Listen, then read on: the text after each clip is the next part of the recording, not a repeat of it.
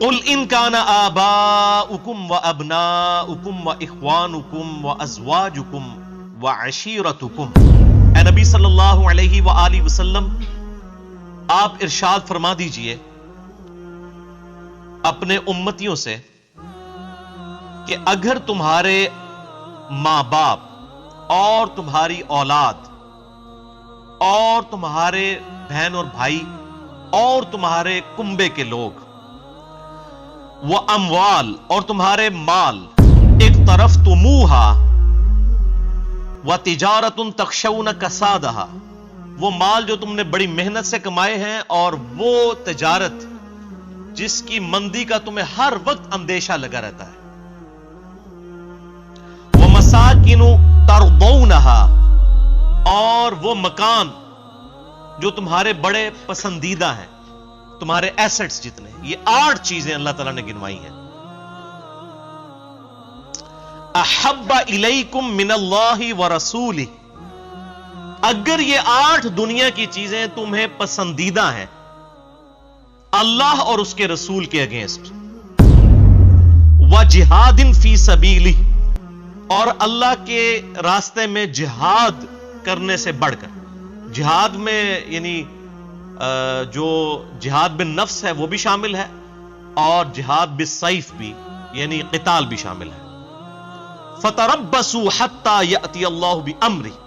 تو پھر تم انتظار کرو اس دن کا کہ اللہ تعالیٰ کا حکم عذاب تم پر آ جائے، واللہ لا یہدی القوم الفاسقین، اللہ تعالیٰ فاسق قوم کو ہدایت نہیں دیتا، یعنی جن لوگوں کے نزدیک ان کے ماں باپ، ان کی اولاد، ان کے بہن بھائی، ان کے کنبے کے لوگ، ان کا مال تجارت اور ان کے جو ایسٹس ہیں مکانات کی شکل میں، یہ سب کی سب چیزیں زیادہ عزیز ہیں ان کو اللہ اور اس کے محبوب صلی اللہ علیہ وآلہ وسلم سے اور اللہ کی راہ میں جہاد کرنے سے، تو ایسے لوگ پھر عذاب الہی کا انتظار کریں والعیاذ باللہ تعالی۔ اسی کانٹیکسٹ میں ایک بڑی مشہور حدیث ہے، صحیح بخاری اور صحیح مسلم کی متفق علیہ حدیث ہے، انٹرنیشنل نمبرنگ کے مطابق بخاری میں ہے 16 نمبر اور مسلم میں 165۔ آپ صلی اللہ علیہ وآلہ وسلم نے ارشاد فرمایا، اس شخص نے ایمان کی حلاوت چکھ لی جس میں 3 نشانیاں ہوں۔ نمبر 1،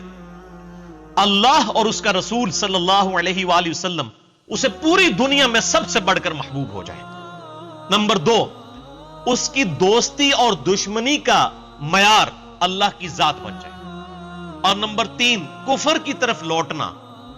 اس کے لیے اتنا ہی مشکل ہو جائے جتنا زندہ آگ میں جلایا جانا، یعنی وہ شخص آگ میں جلنے کے لیے تیار ہو جائے لیکن ایمان نہ چھوڑے۔ اس لیول کا اگر ایمان ہوگا تو وہی شخص ایمان کی حلاوت چکھ سکتا ہے۔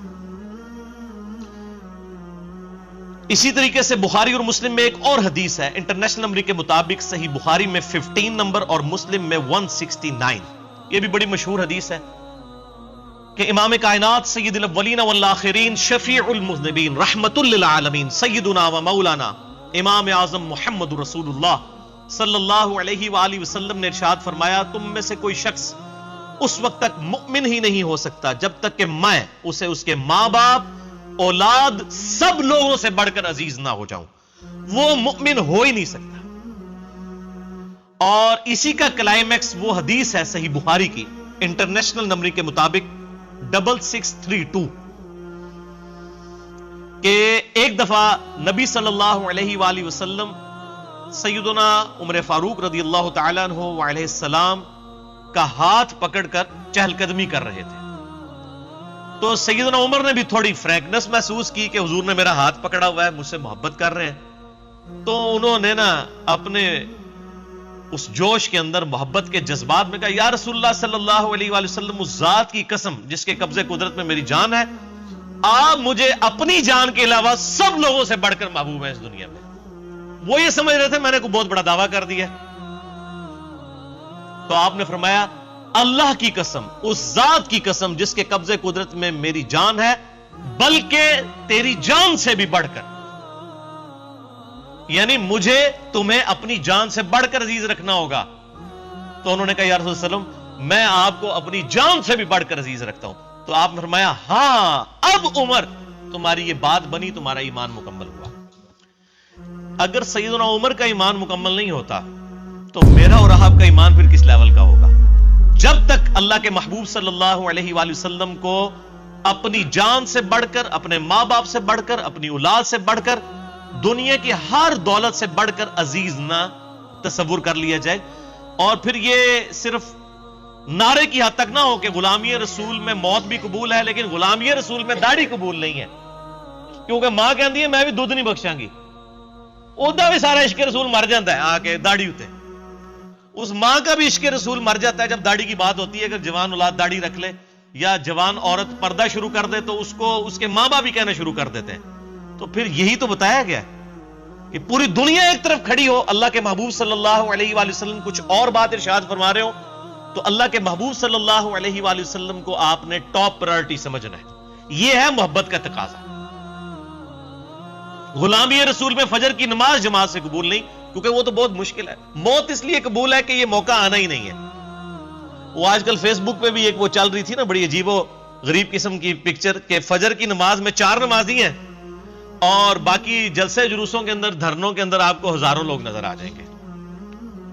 یعنی کتنا سائملٹینیس کنٹراسٹ کسی نے دکھایا، یہ بڑی خاموش تبلیغ کی ہے کسی نے۔